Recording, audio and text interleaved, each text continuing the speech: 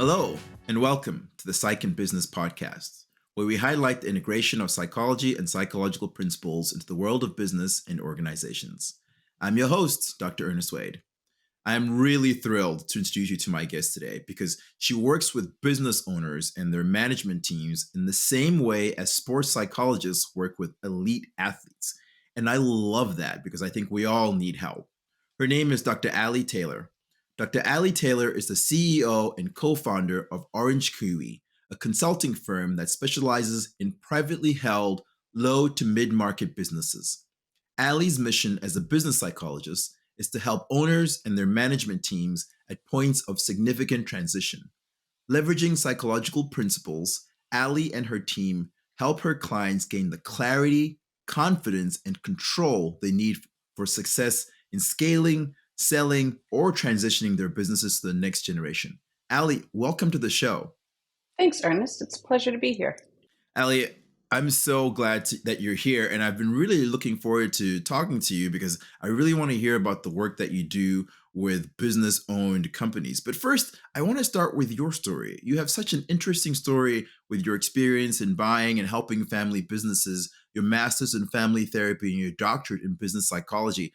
Please tell us about how you became a business psychologist with a focus on privately held businesses. I suppose that it starts when my marriage blew up. When I was young, when I was going through college, earning my bachelor's in biology and chemistry, we had a family friend whose business was struggling. He said, "Can you help?" We did. We ended up buying and selling businesses that were failing. My husband was great at sales. I was pretty good with people and numbers. That was great until his narcissism and my codependency were no longer in balance. And it blew up our marriage, blew up the business. It's really ugly. Had no idea that 10 years, 15 years later, I would end up becoming a business psychologist full time. I just went to become a marriage and family therapist to help people who are struggling in their marriages. Mm-hmm. You know, if you've worked clinically with clients, you know that some of them are there to really dig in and do the work, and some are checking the box on the way to divorce court. I had this one couple, I was sure the husband was just checking the box, but they stayed for just over a year, and it was really remarkable the way that he dug in. And at the end, he said, he dropped the bomb, right? You think we're done, we're closing out, everything's great. He grabs the doorknob, and you're like, oh no. And he says, this thing I do with my wife, I do that in spades with my management team. Can you come help? And I'm like, wow. Oh no, a year and we didn't really get deep change. What's going on? And then I found in less than 6 months, I got more profound change in him by working with him in his business than by working in a little room with just what he and his wife could bring in. So over time, a curvy, curly path, and an amazing husband, friend, business partner, who's an ex-McKinsey guy who told me, go back, get your PhD, let's do this right. And that curvy road now allows me to really serve owners and their management teams well. I love that story. I mean, I think it starts off challenging, right? Because I think that some of the raw difficulty in relationships, as you described. But I think that the benefit of that is you experience some of the things that you see later on in life, right? As you are working with businesses where there's family and stuff like that. So there's a lot of benefit there. I want to hear a little bit more about what you do now, right? Because I think, again, working with family-owned businesses is just rife for things to go wrong already. So tell us about how you go in there and help save the day, because I've worked with some and they are very challenging. They're very challenging, but also it's incredibly rewarding, right? The number of people that you can impact, it's not just the family, it's sometimes hundreds or thousands of employees and their families. So I love that. So when we go in, we're really dealing with the family system. Everybody, no matter who we are, we take our families to work with us, right? Because so much of our identity, our motivation, everything is formed in the context of our family. But when you work in a family business and you're a family member, there's no other place where you're separating from the family and getting that individuality and differentiation because you don't have iron sharpening iron in other work environments where you're forced to conform. Everything kind of conforms Yeah. around the family system. So And you're being doing able, multiple roles. You're a brother, you're a sister, you're a father, you're a boss, like multiple roles there. absolutely keep going with that. Beyond multiple roles, what does that mean? What do you observe? That's a great question. So multiple roles, and then you also have the multiple issues and the relationships that you have in the family also come into play in the business, right? Because I think if you were fighting with your spouse at home, you bring that into the business, right? If you're upset with your son or your daughter at home, you bring that into the business. It reminds me. So my this is just a really quick story here. Okay. My wife used to work for her dad when she was very young, and he would get mad at her, fire her, and ground her the Yeah. same day, and then forcibly rehire her to come back to work when he needed more people. So that's an example of just the chaotic business and family relationship there. That is a really great example. And as sad as it is to say, that happens all the time. It's more common than less common because we don't Hmm. have, especially in multi-generational family businesses where many of the family members who work in the business have never worked anywhere else. The family Hmm. repeats the same patterns over and over and over. They also carry Yeah. transgenerational trauma through over and over and over. And so they build management Yeah. teams around them that can work in that environment. And that they don't have the opportunity to have an intervention because they don't know any different until a That's a really crisis great point. comes. That's a really great point. You're saying they haven't worked anywhere else, and so this is all that they know, and so this becomes their normal, and so this is kind of how they this dysfunctional functioning. Yes. Now overlay success bias and how do we predict human behavior to happen, right? The success bias, Hmm. we've been successful in the past doing these things. If we keep doing these things, we'll Yes. be successful in the future. And that creates fear and hesitation to change because the unknown is kind of scary. And it's a place we've never Yes. been. I see that all the time, right? What worked for us to get us here is going to work for us to get us there, and that's just not the case, right? The environment is constantly changing. You have to be adaptable. Yes. Especially because nobody really can pinpoint it. Different researchers say different things, but somewhere in the early 2000s, we moved from a linear rate of societal and technological change to an exponential rate. And family systems don't change that fast. So now, where we Hmm. had this Hmm. competitive advantage as a family system, working harder, binding together, what sometimes advisors or people from the outside look as weaknesses, it's actually a strength for them in the business. Hmm. They've used coping behaviors to really drive past obstacles others can't. Well, now in this linear rate of change, if we're Well, not open what's to an new example of that, ways, Allie? we'll be in trouble. Yeah, a great What's something that happens all the what's an time: example of that? What's an example of that? generational transition. Hmm. So I have a family. I have to be super careful. I have a family that has five siblings in one generation, and they have Hmm. 17, almost 19, two more coming in the next generation.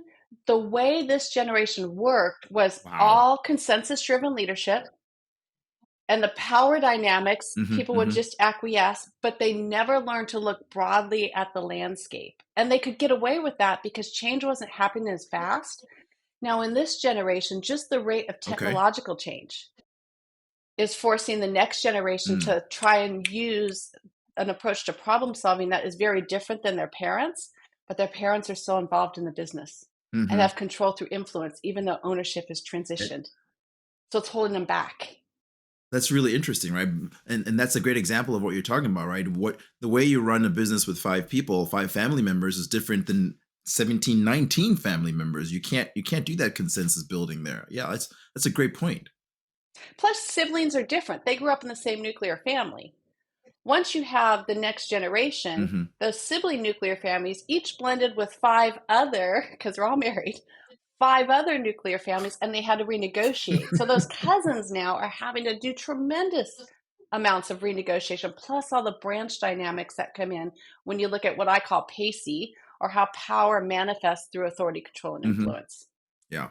That's boy, the multi-layered effect of family-run businesses just seems really very challenging. And one of the things that you've mentioned that I really want to ask you about is the owner's psychology, because I think Yeah. this is where really the psychology comes into play. How does the owner's psychology impact the way that a family-run business is run and some of the challenges that they have? Yeah, that's a great question. Lots of research on entrepreneurial personality. Five attributes are very common in entrepreneurs to a higher degree than we would find in the general population. That is a tolerance for ambiguity. They don't need to have a plan for everything. They're very good at Hmm. figuring out just as they go. A very high innovativeness of the ability to see and seize opportunities that nobody else can.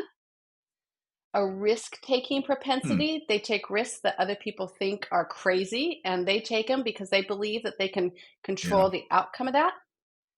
An exceptionally high need for goal achievement. If they're not conquering something, the next challenge, the next obstacle, outcompeting their peers, they're not satisfied. And the last one is an internal locus of Hmm. control that is very strong. It's a very high need to Mm. control their environment and their world. So those entrepreneurial traits are Yeah. one. The how they get those needs met through the business then helps shape their identity. And we get what's called Hmm. entrepreneurial role identity fusion, where the self identity and the role identity aren't easy to separate. And so if they stop being an owner, Hmm. who Hmm. are they? How do they get their motivational drivers met? Hmm. That all of that also plays That's into the that's management team that they built. so so if you have an owner who is pretty tightly fused with their business, what happens when they need to transition ownership to somebody else? Because as you said, that becomes part of their identity. Yeah.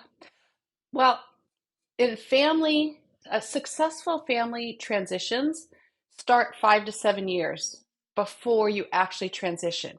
What that allows us to do is create Wow. clarity for the business, the money, and then the individual selves for what is and is not important, what is and is not achievable. And it allows us to support the the now generation to create a new future and a new way of being and doing beyond their transition. Some of them, it's really sad. Some of them end up being pushed out um, Mm. without having that support, oftentimes because they're unwilling to embrace it. They don't have the capacity until it's too late.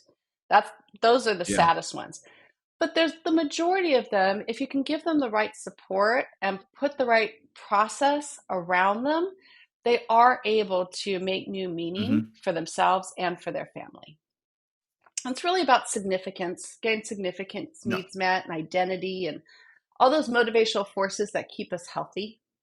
Now you said 5 to 7 years, which is just a great number in my mind. So are most of these businesses thinking that far ahead and coming to you or others like you to help them plan this out thoughtfully and carefully, or are they mostly getting pushed out, like as you've mentioned?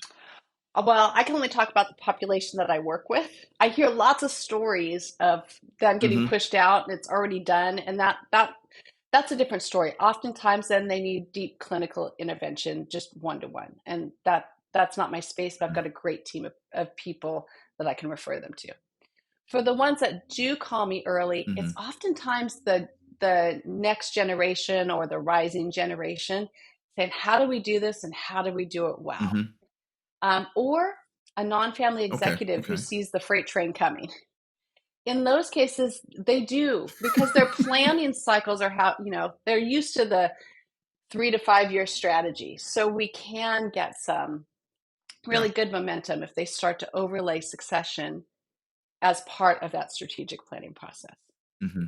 Now, I know your approach. You have a specific approach to this with the three approach that you have with my business, my money, and myself. Can you walk us through that and explain to us how you apply that to help businesses and leaders transition? Yeah. First thing we do is help them define what they do and don't want at a values level for mom. And that's management, Hmm. ownership, and money. what do we want here as individuals and as a Okay. family? Then we go down and we've identified the three domains you mentioned, the business, the money, and the self. And what we know is there are Mhm. 22 variables in those three domains that they have to wrestle through. So in the business, it's everything from people, culture, valuation, capital, system, structure. They have to get those right. The business is the thing that everything else Mm. revolves around. And then the money is also linked. So, do we have the right legal structures? Do we have, and I don't do any of the legal work. I don't do any of the financial and wealth planning, but I Mhm. help them find a great team of people. There's always gaps in that domain. They think they have it covered and they don't. Mhm. Before they can do any kind of transition, they have to wrestle that out to take the emotional labor out of all the other Mhm. stuff. Let's just create clarity there. And Yeah. then, and that's also great tax planning. And then while we're doing that, we're also working on the variables in the self domain because those are the things that will get them stuck when it comes to decision making for themselves and others. So getting to know themselves, what they want, Mhm. how they make decisions, how they do the work of leaders, vision, alignment, and execution, and where it's a strength and where it's not, and get them to learn to understand their family story and how it shaped each of them as individuals. That makes everything else much easier. Mm. So I'm latching on to what you've said of get them to understanding their family story and how that's shaped them as individuals. Do you also talk about how that shapes the business as a whole? Oh yeah, absolutely. Um, it's really interesting. I just had a couple of families pop into my head. It's really interesting that when you do that work, people think, especially if you're 3 or 4 generations in, people think they know the family story and they've Mhm. told it 100 times. Why are we doing this? But when you spend 2 or 3 Mhm. Mhm. hours going back and telling it from each person's different lens, you learn a completely different thing. So I had one where the sons refused to get in the plane with their dad. Refused. He was a pilot, private plane. It made him so proud to be able to do that. The boys just flat out refused. For one, it was just defiance. For another, it was Hmm. fear. And it wasn't until they heard the Hmm. family story and realized their dad never graduated high school, but he built a $150 million construction company. Their dad Wow. believed he didn't have value or worth, that he really couldn't do anything other than this one piece. And so he went out and learned to fly to prove to himself that he was more than just this one box that he had put in. The defiant son started crying. The son that was afraid recognized that he shared the same fear that his dad shared. They just had different labels. And that all came from telling the family story. And that Mhm. broke a lot of the conflict that they were having because they learned new things about themselves and each other. That is just so powerful to hear about the work that you do with the individuals and the family dynamic, like taking all of those things into account as you're working with a family business. I really appreciate the psychological nature that you're bringing to bear here. You know, the focus on that human behavior and really helping people understand, you know, how their behaviors and their experiences really influences not just their actions but also impacts the business as a whole. Yeah, it's true. Even the management team, when you think about, if you go to work for IBM, they have a set of norms that don't exist in a Hmm. family business, right? That you're managed on clear Hmm. performance standards. You don't perform, they're going to replace you. You don't do that very often in a family business. You tolerate a lot more. And so executives have to Mm. learn to do that. And executives that survive well in a family business probably wouldn't do very well at IBM. And so it's then, Mm. how do we, if we're going So, to intervene in the system, we also have to be okay risking some people not being able to move through. So legacy employee issues become a real challenge. so you talked about the management teams. Are the management teams in these businesses mostly or completely made of family members, or do you have non-family members included in there? Because I can see how if you have non-family members included in there and you have this family dynamic, as you said, some of the coping approaches. may seem or may conflict with somebody who isn't part of the family member? How does that all work? Hiring. So first, family businesses, they're not homogenous, right? They come in all different shapes and flavors. Hmm. I know some who have many owners who say the CEO is going to be a family member. Everything else, they call it professionalized management oftentimes. They'll be non-family members, all the way Okay. through to we only have family members in key executive roles, oftentimes compromising the skills that we need. That's the Hmm. spectrum, and we find family members all along there. And the spectrum, let's say more towards having family members involved in the key roles, Hmm. they almost always need non-family members. Matter of fact, I can't think of a case where they didn't need some non-family member expertise at scale. So above 50 million in Hmm. annual revenue, you're definitely starting to get some Yeah. non-family requirements in there. I don't know a family that has enough of the right skills at the right time above that space. So what they have to do is And so how does augment that it. impact the no, so I'm thinking, how does that impact the family dynamic? Because Yeah, it's not a closed system. If you have somebody external come in for their professional services, how does that impact the family dynamic, or does it impact the family dynamic? And how does the family adjust to this person, or do they not? Does the person have to adjust to the family? How does that all interplay? the person will adjust to the family. The culture, the family creates Hmm. the dominant culture in the business. And if you go back and think about some of the research just in the general business literature, we know that culture is a Hmm. really important force. You know, the old adage, culture eats strategy for breakfast. I think that was Peter Drucker. Is so true. Absolutely. And the Yeah. family system will be magnified in the business, the good stuff and the not so good stuff, unless they're really intentional about creating something Hmm. different, which would then change the family system Yeah. itself. So do you find a lot of time the culture of in the organization is essentially the same as the family culture, whatever the family culture is, they bring that into the workplace exactly, or Yeah, more or less? yeah. So when you think about um, like power dynamics, every family has a set of power Hmm. dynamics, right? We all know this. Yeah. It's often held at the top in a family, and whoever that power holder is, they're the only people that are going to survive there long enough are people that can adapt to that Mhm. culture, adapt to that family system. If they can't, they'll either the family members will be marginalized and kind of either pushed out or pushed aside, or key or employees will leave and they'll have Mhm.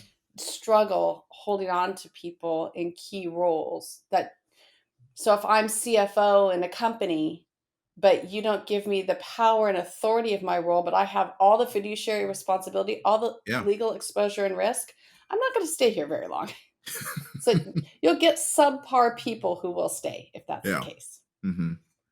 Yeah, and that makes sense, right? I think that's one of those challenges that I think is very unique to the family dynamic. Is every organization has its own culture, but in this case, it sounds like the culture is the family culture, and they're just bringing that to work. And so, if you have dysfunctional family culture, you're going to have a dysfunctional work culture. And a lot of times, families don't sit down and think about, well, what is our culture? Let's make sure that we have the right culture. And so, if you're not mindful and thoughtful about that in your family, you bring that into your workplace. Absolutely. Absolutely. So the Allie, this first is go around, that was very true. My husband and I, if we had an argument, we would just have an argument like yeah. crazy. But my current husband, Andrew, who is amazing, and we have a rule that by the time we leave the bathroom in the morning, no matter what we've been arguing about in the family, it goes on the shelf, we put on our game face, and we'll come back to whatever that issue was. Okay. But our staff better never know about it. So we have another family business, which I swore I'd never do again. We accidentally started it in the ERP in the ERP space for light manufacturers and distributors, Hmm. and hit my oldest biological child and my oldest son, who came as a Hmm. package deal the first time around, who I love. Best thing, best thing. He's an amazing kid. They work in the business for my husband, and then we have Okay. a non-family member who also um, Andrew knew like before he was born. They all work in that business. I wasn't going to, but then they needed HR, OD, culture, and some leadership stuff. So I ended up having to be in there. So we have to, the best compliment our staff ever gave us is I didn't know I was joining a family business. And when I found out, I was afraid until I realized you don't function like a family business. That's really And interesting. when I unpacked that, it was all about the experience he would have had with me in our first business. Hmm. Those are the things that's the image that's out there because it's real. That's what happens when we don't manage our family dynamics well. Yeah. So it sounds like you're very intentional and thoughtful about making sure that the culture in your family business is not necessarily the same as the culture that you have in your family. Absolutely. Yeah. Well, actually, I would reverse that Okay. in this case. Andrew and I are really do our best. It's a blended family. It's messy, and they always are. Yeah. We really do our best to make sure that our family is modeling the great culture we built really intentionally in the business, right? So Okay. Yeah. it's hard, right? I see my biological children and my Hmm. three kids in a different way than I see his biological children. We love Hmm. them all and we consider them all our kids, but there's this innate drive that is different with those two Yeah. groups of kids. Yeah, Ali, so this it is makes it this hard. is so interesting. I mean, I think you you what you're describing here, and you are such a great example of this, right? You're talking about the family dynamic, and especially if you have a blended family or if your family is a little bit interesting, then you bring that to the workplace. You have to be really very mindful about making sure that the way that you're approaching your family dynamic is very healthy, so that your business is also very healthy, right? Because as you say, you bring what you have at work, what you have at home to the workplace. So you really have to start at home, making sure that that's healthy. Am I understanding that correctly? Yes. 100%. Yeah, that's this is such a great story, Ali. We could talk on and on and on, but I want to be respectful of time. How do people get a hold of you? Because I can imagine there's so many family businesses out there that say we absolutely need your help to help us figure this out. How do people get a hold of you? Yeah. Our website, orangekiwillc.com, or they can reach out by email, Allie at OCKIWI.com. And we're happy to, or we've got tons of resources on our website. We're Hmm. happy to chat, do a call. We've got a great team. If I'm not available, there's a great team that supports me that can help them. Awesome. And then, Ali, I always want to make sure before I let my guests go, we have these great guests on here. What's a free tip that you can give us, something to help, in this case, family businesses take it to try to help improve it, especially in this environment that we're all in right now? Yeah. Can I steal the one that you gave just a few minutes ago? Absolutely. Focus focus on your family dynamics in the family business and make Hmm. those healthy and strong. Everything else will come. Yeah. I think that's such an aha moment because I think even though people have family businesses, they don't necessarily realize that they're bringing what they have in their family into the workplace, right? They might think, oh, this is work or this is family, but really you're bringing that into the workplace. And so it's really Yes. important for you, as you said, to focus on your family, look at your dynamic and understand that better and understand how it's influencing your business. So Ali, That is very thank you well so said. much. Thank you so much for Thank coming on the show. It's been really fantastic. We're definitely gonna have you come back because there's so much and so many layers to this that I know we barely scratched the surface. Okay, it's fun. Orange Kiwi is my passion. I love it. So thank you for giving me the opportunity to share. Awesome. And to our listeners, we hope you've enjoyed this episode and hope you'll join us next time.